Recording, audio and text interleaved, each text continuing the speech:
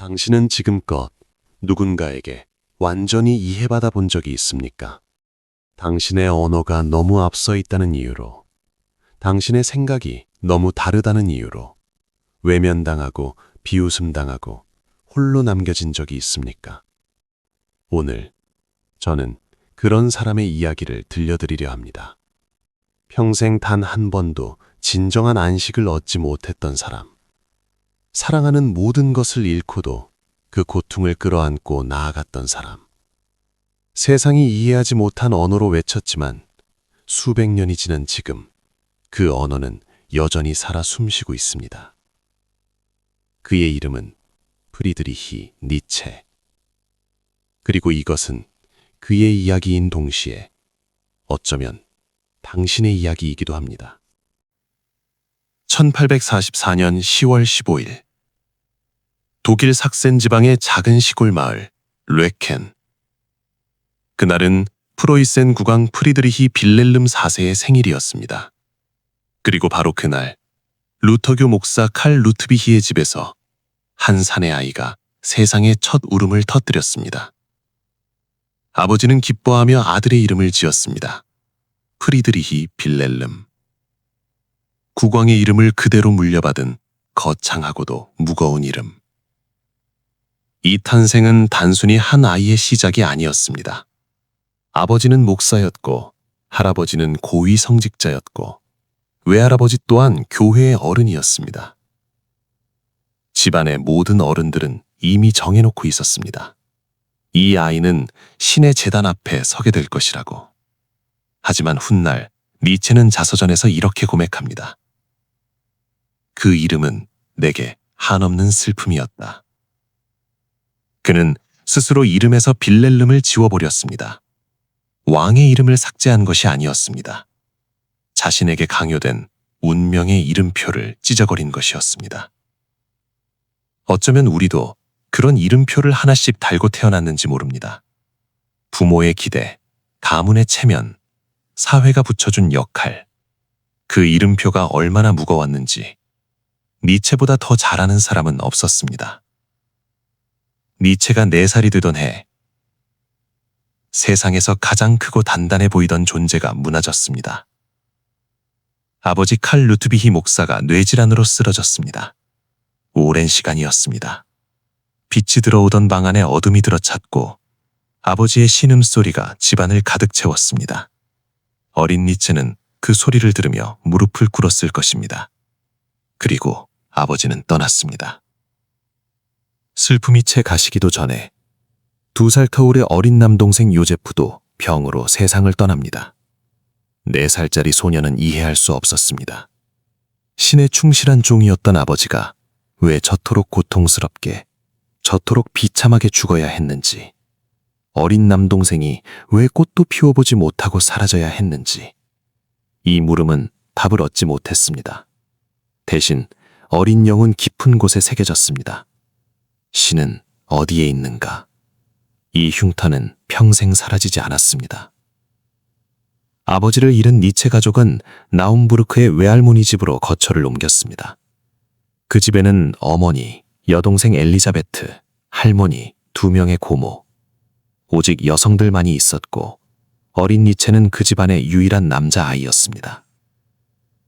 모든 여성들은 니체를 아지중지했습니다. 하지만 2번의 죽음을 직접 눈으로 목격한 아이는 이미 또래가 아니었습니다. 그는 아버지의 빈자리를 메우려는 듯 더욱 진지해졌습니다. 성경 구절을 막힘없이 외웠고 예배를 빠지는 법이 없었습니다. 그 태도가 어찌나 엄격하고 조숙했는지 친구들은 그를 놀리듯 불렀습니다. 저기 꼬마목 싸운다. 하지만 생각해 보십시오. 4살의 아버지를 잃고 연이어 남동생을 잃은 아이가 정말로 신을 믿어서 그런 모습을 보였을까요? 그것은 아마도 살아남기 위한 가면이었을 것입니다. 남겨진 가족을 무너뜨리지 않기 위해, 자신의 두려움을 들키지 않기 위해 어린 니체가 스스로 쓴 보호막. 우리도 그런 가면을 쓴 채로 살고 있지 않습니까? 씩씩한 척, 괜찮은 척, 아무렇지 않은 척. 그 무게가 얼마나 무거운지 아무도 모르는 채로. 14살이 된 니체는 독일 연방에서 가장 엄격하기로 유명한 기숙학교 슐포르타에 입학합니다. 수도원과 군대를 합쳐놓은 곳이었습니다. 새벽에 일어나 고대 그리스어와 라틴어를 외우고 잠들기 전까지 고전 문헌을 파고드는 생활. 그런데 이곳에서 기이한 일이 일어납니다. 고전을 깊이 파고들수록 니체의 마음속에서 무언가가 흔들리기 시작한 것입니다. 고대 그리스인들은 신에게 무릎을 꿇지 않았습니다. 그들은 인간 자신의 힘으로 세계를 해석했고 아름다움과 비극을 정면으로 바라보았습니다. 그 세계관은 어릴 때부터 받아들였던 기독교의 교리와 정면으로 충돌했습니다. 니체의 마음속에서 그토록 확고해 보이던 신앙의 토대가 소리 없이, 그러나 돌이킬 수 없이 흔들리기 시작했습니다. 슐포르타를 졸업한 20살의 니체는 어머니의 간절한 바람을 따라 본대학교 신학부에 입학합니다. 하지만 그는 이미 알고 있었습니다. 자신이 가야 할 곳이 신학이 아니라는 것을. 결정적인 순간은 유처럼 찾아왔습니다. 다비드 슈트라우스가 쓴 예수의 생애. 성경을 신화가 아닌 인간의 언어로 분석한 이 책을 읽으며 니체는 마지막 문을 닫아버렸습니다. 그해 부활절, 니체는 성찬식 참석을 거부했습니다.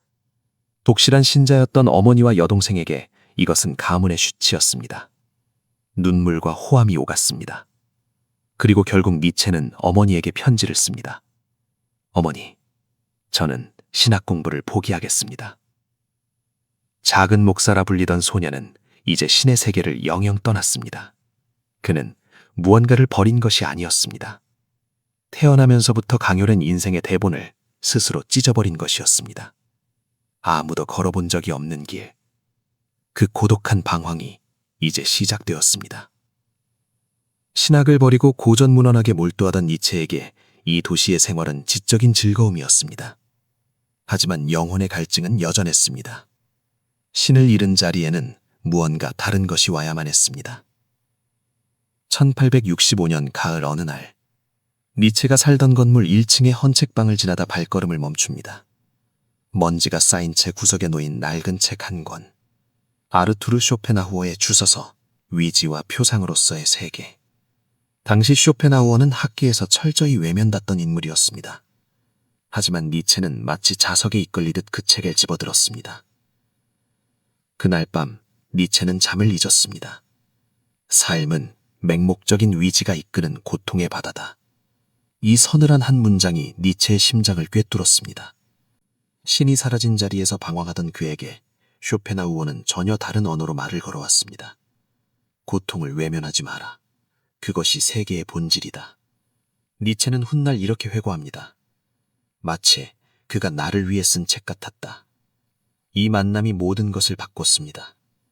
문헌학자의 길을 걷던 청년은 이날 밤 철학자가 되기로 결심했습니다. 라이프치히에서 니체의 천재성은 스승 리칠 교수를 압도하기 시작했습니다.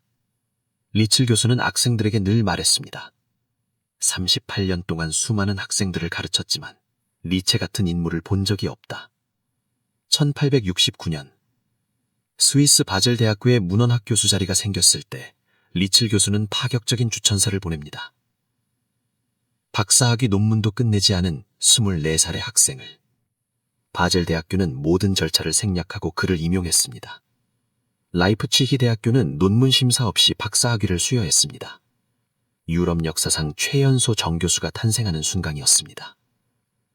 그런데 여기서 눈여겨봐야 할 것이 있습니다. 바젤 대학교의 제안에 따라 니체는 프로이센 국적을 포기해야 했습니다. 하지만 스위스 시민권 취득 요건을 채우지 못했고 그 순간부터 니체는 평생 무국적자가 됩니다. 어느 나라에도 속하지 않는 사람. 어쩌면 그것이 니체의 운명이었는지 모릅니다. 어느 공동체에도 어느 가치에도 완전히 속하지 않는 영원한 이방인. 바젤에 정착한 니체에게 또 하나의 운명이 기다리고 있었습니다. 당대 최고의 작곡가 리하르트 바그너. 1868년 11월 두 사람은 라이프치히에서 처음 만났습니다. 31살의 나이차가 있었지만 그 거리는 처음 만남에서부터 무의미했습니다. 일찍 아버지를 잃은 니체에게 바그너는 아버지이자 스승이었습니다. 바그너는 루체른 호수 옆의 트리부셴 저택에 니체를 위한 방을 따로 마련해 두었습니다. 니체는 매주 주말마다 그곳을 찾아가 가족처럼 밥을 먹고 대화를 나누고 음악을 들었습니다. 그 시절을 니체는 이렇게 기억했을 것입니다. 그 저택의 피아노 소리가 아직도 귓가에 들립니다. 바그너가 치고 나는 들었습니다. 우리는 고대 그리스를 꿈꾸었습니다. 위대한 아트가 세상을 구원할 수 있다고 믿었습니다. 하지만 우리는 이미 알고 있습니다. 그 행복이 오래가지 않을 것임을. 1872년 니체는 첫 번째 저서를 출간합니다. 비극의 탄생. 바그너에게 헌정된 이 책에서 니체는 주장합니다. 위대한 그리스 비극은 두 가지 힘의 충돌에서 탄생했다고. 빛과 이성의 아폴론적 충동과 어둠과 도치의 디오니소스적 충동. 그리고 바그너의 오페라야말로 이 위대한 정신을 현대에 되살린 것이라고. 학계는 가만히 있지 않았습니다.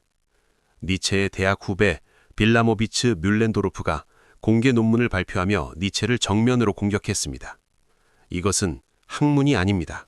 광기입니다. 순식간이었습니다. 한때 강의실을 가득 채웠던 학생들이 사라졌습니다. 텅 빈 강의실에 남은 것은 단 2명. 그마저도 문헌학 전공자가 아니었습니다. 24살의 정점에 섰던 천재는 불과 3년 만에 학계의 이단화, 외톨이가 되었습니다. 그런데 이 텅 빈 강의실에서 니체는 무엇을 느꼈을까요? 수치심이었을까요? 분노였을까요?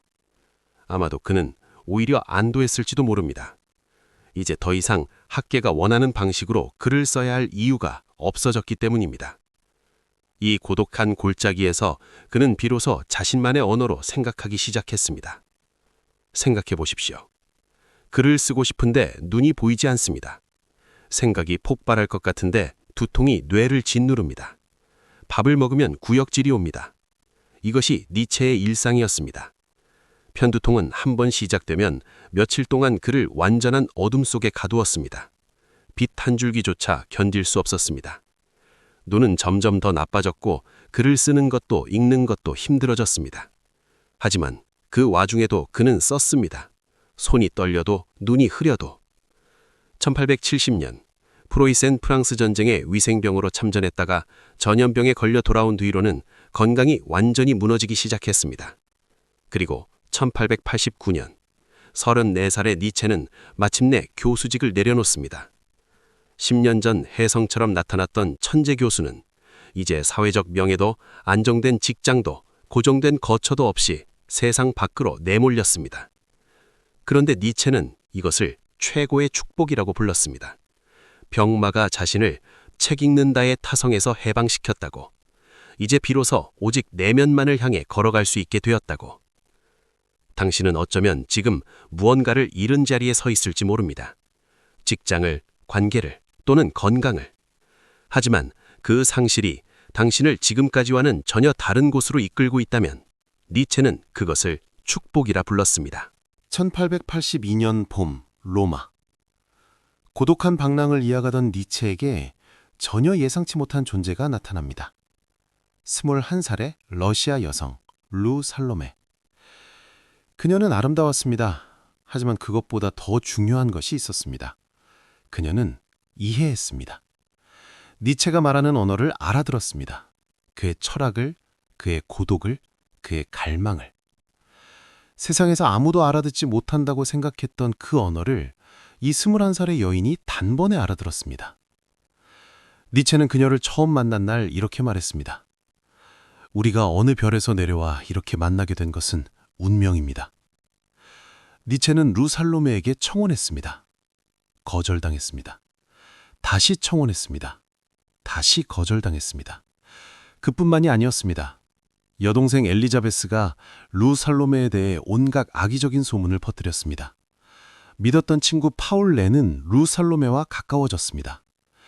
가장 사랑했던 여인과 믿었던 친구에게 동시에 배신당했다고 느낀 니체. 그는 이 시기를 정신적 지옥이라고 표현했습니다. 자살 충동까지 느낄 만큼 처절했다고 기록했습니다. 하지만 그 지옥의 끝에서 니체는 또 다른 길을 열었습니다. 스위스 알프스, 실스마리아, 해발 1800m 위 바람이 맑고 공기가 투명한 작은 마을. 절망의 끝에 선 니체는 이곳의 산길을 혼자 걸었습니다. 소나무 냄새를 맡으며 발밑에 깔린 자갈 소리를 들으며. 그리고 어느 날 호숫가의 거대한 피라미드 모양 바위 앞에서 멈춰 섰습니다. 번개 같은 생각이 내리꽂혔습니다. 당신의 삶이 한치의 오차도 없이 영원히 반복된다면 당신은 그 삶을 기꺼이 살 수 있는가? 이것이 영원회귀입니다. 이 질문의 가혹함을 들어보십시오. 고통도 다시, 배신도 다시, 상실도 다시, 단 하나도 바꿀 수 없이 영원히. 하지만 니체는 이 질문이 절망이 아니라는 것을 알았습니다. 이 질문에 그래도 좋다고 말할 수 있다면 그것이야말로 삶을 가장 완전히 긍정하는 것이라고. 그는 시련의 상처를, 버려진 분노를 이 위대한 통찰로 승화시켰습니다. 그리고 글을 썼습니다. 피를 쏟아내듯. 1883년 초, 불과 열흘 만에 차라투스트라는 이렇게 말했다 일부가 완성됩니다. 원고를 마친 직후 소식이 들려왔습니다. 바그너가 사망했습니다. 아버지를 잃은 슬픔이 다시 왔을 것입니다. 하지만 니체는 이렇게 말했습니다. 아버지 바그너가 죽고 아들 차라투스트라가 태어났다. 고통이 창조의 씨앗이 된 순간이었습니다. 1888년 니체의 인생에서 가장 찬란하고 가장 비극적인 해. 이탈리아 토리노의 맑은 하늘 아래 그는 마치 신들린 사람처럼 글을 쏟아냈습니다. 우상의 황혼, 안티크리스트, 이 사람을 보라. 특히 자서전 이 사람을 보라에서 그는 이렇게 선언합니다. 나는 인간이 아니다. 나는 다이너마이트다. 수천 년간 이어온 서양의 낡은 가치를 망치로 부숴버리겠다는 마지막 사투. 하지만 이 찬란한 불꽃 뒤에는 어둠이 다가오고 있었습니다. 지인들에게 보낸 편지들은 이미 달랐습니다. 광기와 과대망상이 섞인 글들. 자신이 황제라고, 신이라고 쓴 편지들. 니체는 자신의 마지막을 예감했을까요? 그는 이런 말을 남겼습니다. 내가 왜 이 파국을 서둘러야 하는지 알 수 없다. 가장 찬란했던 창조의 계절은 그렇게 천천히 그러나 피할 수 없이 막을 내렸습니다. 나는 말해왔다. 위대한 건강을, 삶의 고통을 긍정하라고, 약자의 도덕인 동정을 망치로 부수라고. 하지만 그날 나의 망치는 나를 향해 떨어졌습니다. 1월 3일 아침, 토리노의 카를로 알베르토 광장. 지치고 늙은 한 마리의 말이 무거운 짐을 끌지 못한 채 버티고 있었습니다. 마부는 분노에 차 채찍을 들어올렸습니다. 그 채찍 소리가 광장을 찢는 순간 니체는 달려갔습니다. 모든 철학적 논리를 잊은 채, 초인도, 강함의 의지도 모두 잊은 채. 그는 울부짖으며 마부를 가로막았습니다. 그리고 말의 목을 두 팔로 부둥켜 안았습니다. 누군가 들었다면 이런 소리가 들렸을 것입니다. 어머니, 저는 바보였어요. 그는 그대로 쓰러졌습니다. 평생 동정을 경멸했던 사람이 이름도 모르는 짐승의 고통 앞에서 무너져 내린 순간. 이것이 그의 이성이 세상에 고한 마지막 작별의 장면이었습니다. 하지만 저는 이 장면 앞에서 생각합니다. 어쩌면 그것이 니체의 가장 진실한 모습일지도 모른다고. 평생 강함을 찬양했지만 그의 내면 가장 깊은 곳에는 세상 모든 고통에 울어줄 수 있는 거대한 따뜻함이 있었다고. 하숙집으로 옮겨진 니체는 의식을 되찾았습니다. 하지만 그의 영혼은 이미 현실의 경계를 넘어가 있었습니다. 그는 방에서 피아노를 두드리며 노래를 불렀습니다. 광란의 몸짓으로. 자신이 신의 후계자라고 문얼거렸습니다. 며칠 뒤부터 그는 지인들에게 편지를 보내기 시작했습니다. 어떤 편지에는 디오니소스라고 서명했고 어떤 편지에는 십자가에 못 박힌 자라고 서명했습니다. 신을 죽이겠다던 자가 신의 이름으로 서명하는 편지를 쓰고 있었습니다. 소식을 듣고 달려온 오랜 친구 프란츠 오버베크는 소파에 웅크린 니체를 발견하고 오혈했습니다. 초점 없는 눈동자, 텅 빈 표정. 니체는 더 이상 위대한 철학자가 아니었습니다. 도움이 절실한 한 명의 사람이었습니다. 니체는 스위스 정신병원을 거쳐 어머니 프란치스카가 있는 나움부르크의 집으로 돌아왔습니다. 그리고 10년, 판단력과 연어 능력을 잃고 어린아이처럼 순한 상태로 어머니와 여동생의 보살핌을 받았습니다. 만약 그 10년 동안의 니체의 목소리를 들을 수 있다면 아마도 이런 말을 했을 것입니다. 세상은 이제야 나의 목소리를 듣기 시작했습니다. 나는 암흑 속에 갇혀 아무것도 보지 못하는데 나의 책들은 전 유럽의 서점을 밝히고 있었습니다. 얼마나 가혹한 농담입니까? 사실이었습니다. 니체가 침묵하는 동안 그의 사상은 폭발적으로 퍼져나갔습니다. 아방가르드 아티스트들이 그의 문장에 전율했습니다. 뭉크는 그의 사상의 영감을 받아 절규를 그렸습니다. 시인들, 철학자들, 작가들이 그의 언어를 인용했습니다. 그는 살아있는 레전드가 되었습니다.